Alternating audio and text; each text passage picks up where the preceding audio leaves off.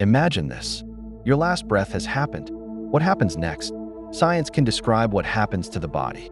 But Hindu philosophy asks a much bigger question. Does the person inside the body simply disappear? Some spiritual claims say the soul leaves in just 7 seconds. But here's the truth. 7 seconds is not a scientifically proven fact. And ancient Hindu texts don't give us a simple stopwatch. They give us something much more mysterious. They ask us to look beyond the body. Before we begin, subscribe to Divine Path. Because this story doesn't end with death. In Hindu philosophy, the body is temporary.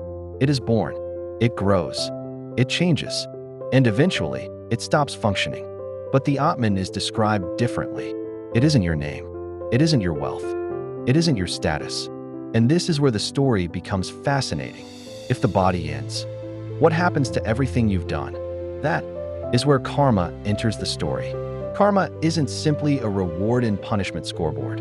It's the idea that our actions have consequences. Every choice changes something, sometimes in the world around you, and sometimes within you. And according to Hindu thought, death doesn't magically erase those consequences. The journey continues. But then comes the question, where does that journey lead? Hindu traditions also speak of Yamraj, the lord associated with death and moral order.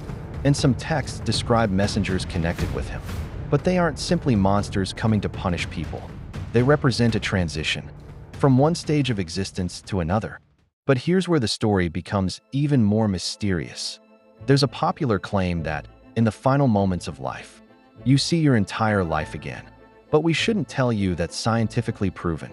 It's a spiritual idea. But Hindu philosophy gives us something even deeper. Think about your life right now. Imagine everything you use to define yourself. No money, no reputation, no social media, no achievements to impress anyone. What remains? Your choices, your character, and the person you became. And perhaps that's why these teachings don't only talk about death. They talk about how we should live. Because if every action matters, then today matters. If every choice leaves an impression, then the choice you're making right now matters. And that changes the question completely. Instead of asking, what happens when I die? Maybe we should ask, what am I becoming while I'm alive? Because according to Hindu philosophy, death doesn't suddenly create your character. It reveals the journey you've already been making. But there's still one question. If the soul continues, where does it go? What happens to karma? And what does Hindu philosophy say happens next? That's a story even deeper than this one.